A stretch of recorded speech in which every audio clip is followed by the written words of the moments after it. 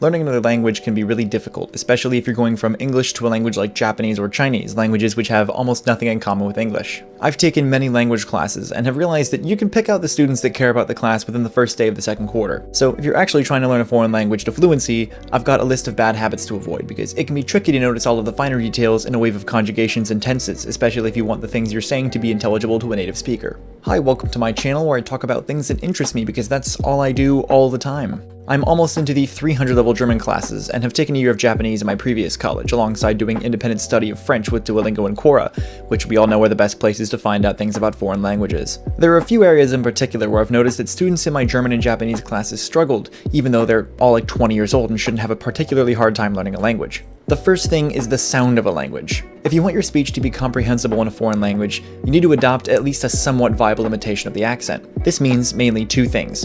One is that you have to get the pronunciation of characters correct, and the other is that your stress or pitch accent is understandable. For example, this is the German word for squirrel, Eichhörnchen, which is used as an example of a difficult word in most European languages. In French, it's l'équerelle,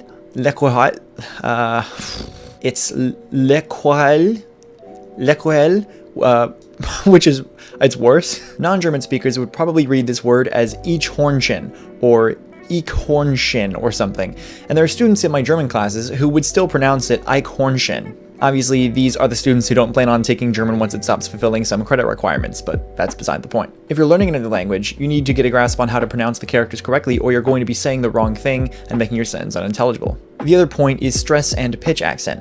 Make sure you're putting stress on the right syllables or moras, or else you'll be saying the wrong words a lot of the time. Some examples are words like hashi in Japanese, where the accent changes depending on the word.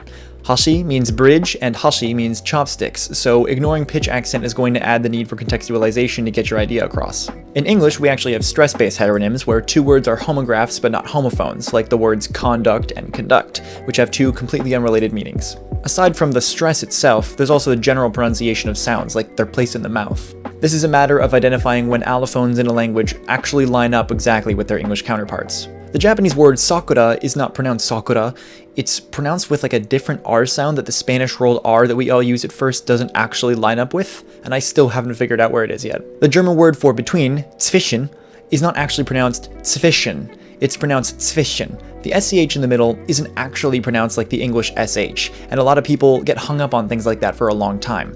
Lots of people in my German classes still say Schule and Schwester instead of Schule and Schwester. It's not very important, but it is helpful to get on top of your pronunciation at the beginning so you don't develop any of these bad habits at the start of your studies. Another big factor is the idiosyncrasies of a given language compared to English or whatever language you're coming from. There are tons of things in English that don't really make sense, but just are the way they are, and you have to watch out when learning other languages, because there will be a ton of instances where the way that a language is built can't fit into a framework that makes sense in your native language. For example, in English we like to say of the when talking about possessives, so we would say the man of the hour, for instance. Even if that phrase were to directly exist in German, it would not translate to der Mann von der Stunde, it would be der Mann der Stunde. Contractions are also different in different languages, like how German contracts in dem to im, but not ich bin to in or something. I'm sure you've seen classmates in Italian and Japanese class start every sentence with yo and watashi wa, even though those languages don't require you to include the subject in every sentence like we do in English. I'm also sure you've heard way too many people ask kann ich ins Badezimmer gehen instead of darf ich ins Badezimmer gehen.